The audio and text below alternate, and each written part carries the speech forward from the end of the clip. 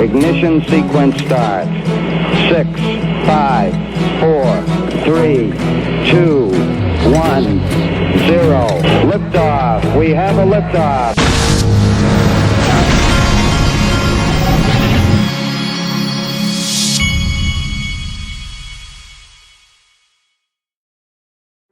Every day, billions of people around the world are mocked, ridiculed, laughed at, and embarrassed by their friends, family, and even strangers.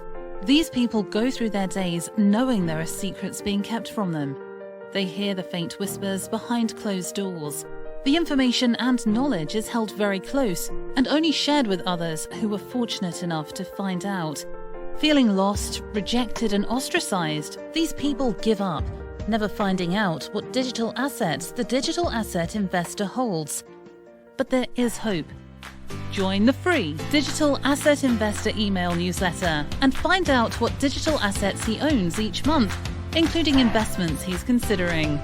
Click the link in the description of this video or go to digitalassetinvestornewsletter.com.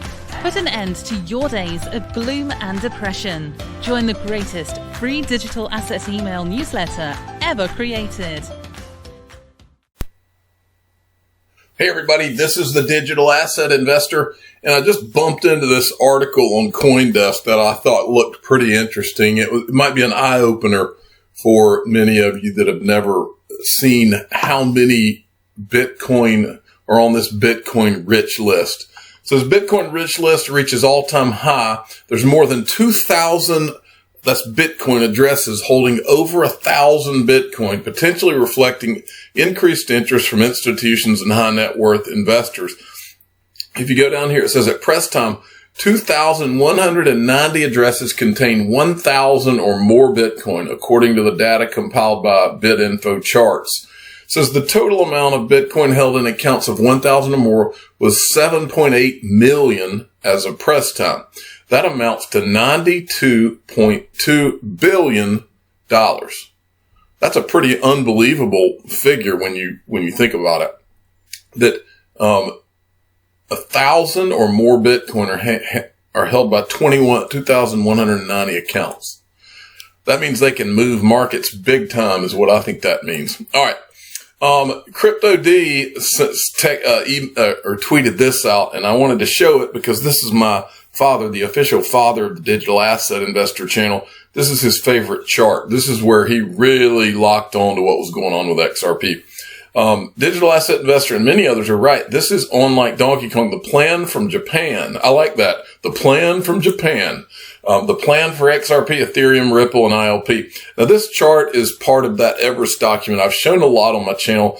Originally, I think Love for Crypto, who has a YouTube channel and a Twitter handle if you want to subscribe and follow. But he had found this, as I recall. But this is the plan from Japan. XRP ledger at the center of it all. And as you look through here, you will see many of the companies and things that we've covered 1,000 times.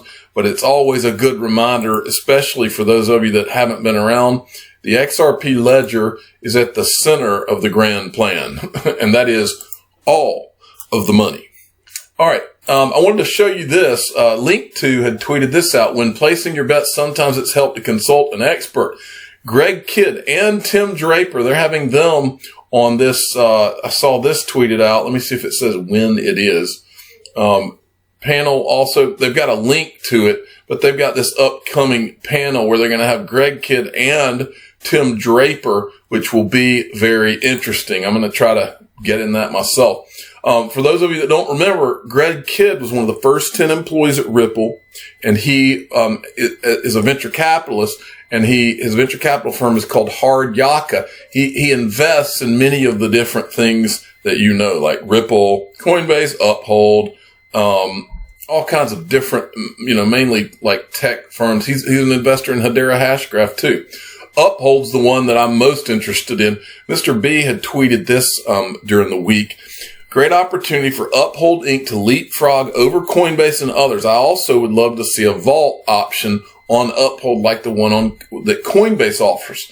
And Uphold said, our team is talking with the CEO of Flare next week. Stay tuned.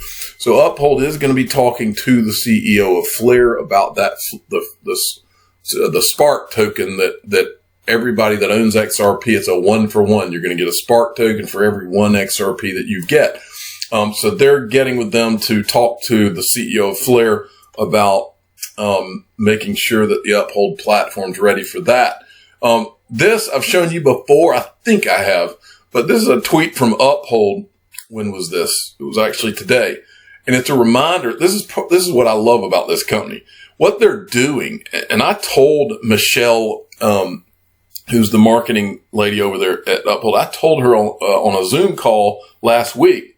I said, look, if the only thing that you guys are missing is the ability to get a car loan and to get a home loan on your site. You add those two things and there's no reason to go anywhere else. They got U.S. equities, crypto, national currencies, precious metals, and really, I'm sure tokenized assets is one of the next things. They're about to have the private equity from Link2 that I've been talking about. They're going to have that on their platform too. So think about this. You're going to be able to get equities, crypto, currencies, precious metals, and then private equity. And then you add tokenized real estate, tokenized, whether it's antiques or artwork or tokenized anything, add that. And why is there any reason to go anywhere else?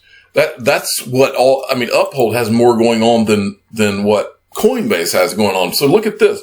So this is that Link2 platform, and they just added more shares of this Uphold offering that they have on there. Now they've got 410,000 shares. I know that I think it had sold out or majorly dwindled down over the last 2 weeks. And just as a disclaimer, I do own some Uphold myself. And so this is, and I want to buy more. So anyway, all right, Chris Brummer.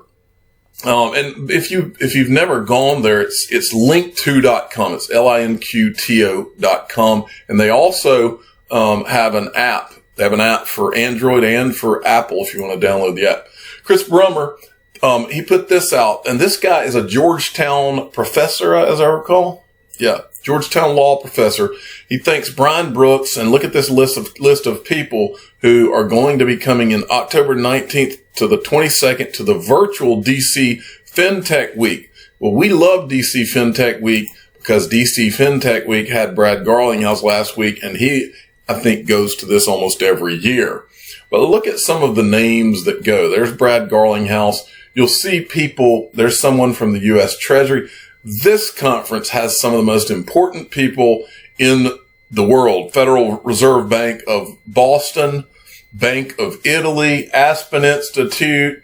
I'm just going down the list. There's somebody from Gemini, Bank of Japan. There's somebody from IBM. And then as you go down, you'll see there's somebody we know, Greg Kidd, co-founder and CEO of Global ID that we were just talking about. And then as you keep going down, there's Jay Clayton. And I'll talk about it in a minute. But so Jay Clayton is in the same room with Greg Kidd, who's one of the first 10 guys at Ripple and used to work at the Federal Reserve. And he's in the same room with Brad Garlinghouse. And they just can't seem to get on the same page about whether or not XRP is a security or not. He's able to decide on Bitcoin and Ethereum, but he just can't get his mind around XRP. That's what we're supposed to believe. Just so you know, I think that's a bunch of hooey. Okay, and now I'm going to go kind of into that conversation. This is from Real XRP Boy, and he said it. This is what got me thinking about this, and he's so right. From my perspective, Ripple has done a fantastic job at making this look organic, as if the government and the PTB, the powers that be, that reside here are clueless about XRP. There's two themes that have been going on, folks. There's two themes that have been going on for the last, at least 3 months to 6 months. And the themes are this. A, China is supposedly way ahead of the United States on all this digital currency stuff. And the second is that the SEC just can't quite get their arms around XRP and what it is. They can figure out what Bitcoin is and Ethereum is, but XRP is they're just scratching their head. That's what we're supposed to believe. I don't believe that at all. I think the cake's baked. I've thought it for a long time. Listen to this with Brad Garlinghouse. This is an older video, but this kind of lays all this out. China And the People's Bank of China have harnessed this and are ready to put it out there. There is concern that this could put the U.S. dollar into jeopardy. What I would say to President Trump and Chairman Powell is we shouldn't paint all crypto with one broad brush. What I think you see in their comments is the kind of very general view that can crypto be used for illicit purposes?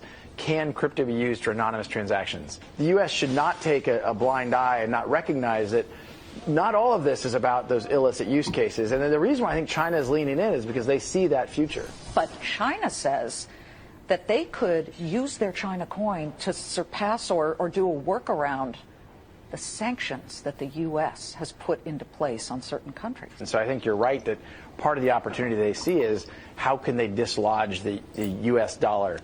What Ripple is trying to do isn't at all to compete with the U.S. dollar, to compete with really any fiat currency.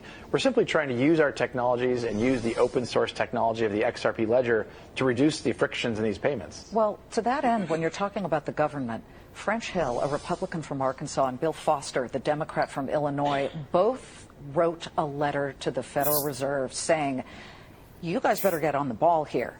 This is important because we could lose our status eventually, or at least put the greenback in jeopardy. Right. And I think you are seeing some members of Congress on both sides of the aisle, and luckily this is a very bipartisan issue, that they see that the U.S. has been a leader in many technical revolutions. There's no reason why we shouldn't be here. And there are big issues at stake, including, as we're describing here, kind of, where does the U.S. dollar sit in the hierarchy of global currencies? And then there was this. Now, this was a big reminder for me. XRP Yo-Yo had tweeted this out a while back. I'm probably not going to play this whole video, but I'll play you some of it. This is when Jay Clayton, the SEC chairman, was on the stage with Glenn Hutchins. And Glenn Hutchins is very obviously the alpha on this stage. But Glenn Hutchins is on the board at the Digital Currency Group, which owns part of Ripple and Coinbase. And I remember watching this and thinking, Jay Clayton, it's kind of like he's got this glazed over look on his face and he just doesn't get it. And I just don't buy it, folks. I can draw you lines from Ripple all the way to Ken Kurson and then Jared Kushner, who's the son-in-law of the president. We've got guys that were Craig Phillips on the Ripple board of directors, also, like Ken Kurson, worked with Steve Mnuchin at the Treasury. Steve Mnuchin, the guy that's at the OCC, worked for Steve Mnuchin. Brian Brooks, the guy at the OCC, he worked for Steve Mnuchin at One West Bank. You can draw a line straight up to the top. But what we're supposed to believe is that the SEC, all these parts of government, they all got it. The SEC, Ripple just can't crack that egg. But we can get on stage with the guy like this. Investment is happening there, and the next thing is going to be value. And the question is, how can we use the internet to move anything of value at the speed of light at no cost, the way we've done all those other.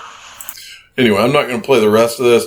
I just wanted you to see this guy's just acts totally confused, and then he's getting schooled by Glenn Hutchins. I'll never forget this video. But the point is, we're all supposed to believe, oh yeah, China's way ahead. The U.S. we're just sitting over here. We're waiting to see what they're going to do and whether they're going to destroy our status as the world reserve currency, and end life as Americans know it. No, that's not how the world works. I'm not buying it. You're not going to sell me on it, whatever. So then there's this. This guy pretty much nails it.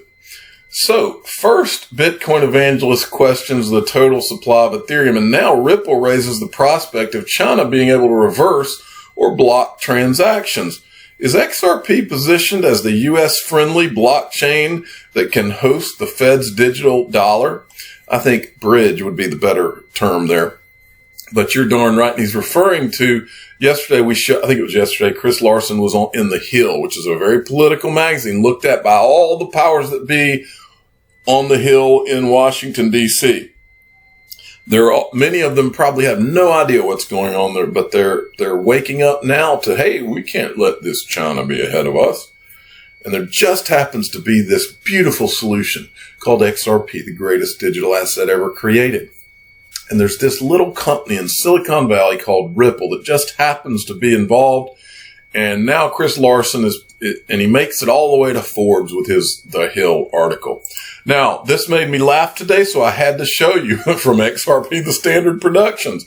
Michael Arrington buys XRP, the Standard Productions, for $38.4 million. $38.4 million. For those of you that don't know, what's hilarious here is that XRP, the Standard Productions, is nothing more than a coil parody blog in XRP land. But the funny line out of this is, here's Chris Larson and Michael Arrington on stage.